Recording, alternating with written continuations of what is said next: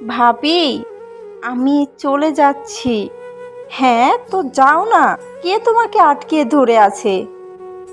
আর শোনো, পায়েস আছে, সেটা কি তোমাকে প্যাকেটিং করে দেব?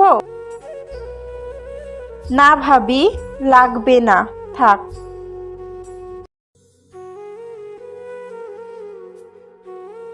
কি রে, তোর ভাবি তোকে কি দিল? সেটা বলার জন্যই তো ভাবির কাছে যাচ্ছিলাম, কিন্তু ভাবি আমাকে বলল যাচ্ছ তো যাও না, কে তোমাকে আটকিয়ে ধরে আছে। এই কথাটা আমার অনেক খারাপ লেগেছে মা। কি, তোর ভাবি তোকে কিছু দেয়নি আর এই কথা বলেছে? দাঁড়া, আমি দেখতেছি। আরে মা, এই বিষয় নিয়ে বাড়াবাড়ি করার কোনো প্রয়োজন নেই। প্রয়োজন নেই মানে? সে কি করে পারে তোকে খালি হাতে ফেরাতে? সে তো তোকে দাওয়াত দিয়ে নিয়ে আসছে, তাই না মা? প্রত্যেকবার আসলেই তো তোমরা আমাকে কিছু না কিছু দাও, এবার না হলে থাক। থাকবে কেন? সে কি করে পারে এমন করতে? আমি আমার ননদকে এখন পর্যন্ত খালি হাতে ফেরাইনি, আর সে তার এই বাড়ির বউ হয়ে কিভাবে পারে তোকে খালি হাতে ফেরাতে? দাঁড়া, আমি দেখছি। হ্যালো ভাবি, আপনি এখানে আসলেন, তো আপনাকে তো কিছুই দিতে পারলাম না, সে কারণে বিকাশে 5,000 টাকা দিয়ে দিয়েছি।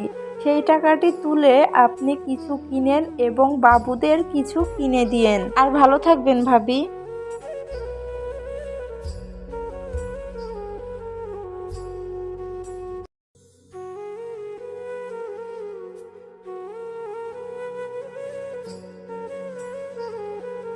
কি হলো মা, ভাবির সাথে কথা হলো? সেটা তো বলতে গিয়েছিলাম, গিয়ে দেখছি যে তার ভাবিকে 5,000 টাকা বিকাশ করে দিচ্ছে, আর তোর বেলায় নাই। দাঁড়া, আমার ছেলে আসুক, আজকে তার ব্যবস্থা আমি করব। আরে মা, বাদ দাও তো, এবার না হলে না দিলে সমস্যা কি? প্রতিবার তো দাওই, তাই না? কেন বাদ যাবে? আজকে তার ব্যবস্থা আমি করবই। নিজের ভাবির বেলাতে টাকা জুটছে আর আমার মেয়ের বেলাতে জুটছে না। দাঁড়া, তোর ভাইয়া আসুক, আজকে তার একটা ব্যবস্থা আমি করবই।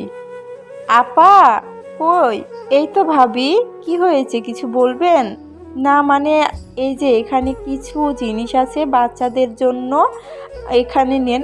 ভাবি, এগুলো দরকার কি ছিল? হ্যাঁ, দরকার ছিল। আর আপনার ফোন নাম্বারটা দেন, আপনাকে বিকাশে আমি 5,000 টাকা সেন্ড করে দিই।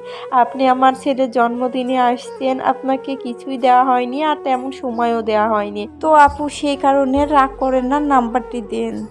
আরে ভাবি, আচ্ছা লাগবে না। আরে, এটা আগে থেকেই সবার জন্য ঠিক করা ছিল আপা। আপনি আপনার নাম্বারটা দেন, আপনাকে সেন্ড করে দিই। হ্যাঁ আপা, দেখেন তো গিয়েছে কি। হ্যাঁ ভাবি, আসছে। আচ্ছা ঠিক আছে, ভালো থাকবেন, আবার আসবেন। দেখছো মা, আমরা শুধু শুধুই ভাবিকে খারাপ ভাবছিলাম। আসলে কথাতে নেই, যে যেমন সে সেমনই ভাবে অন্যকে, ঠিক তেমনই আমরা করলাম।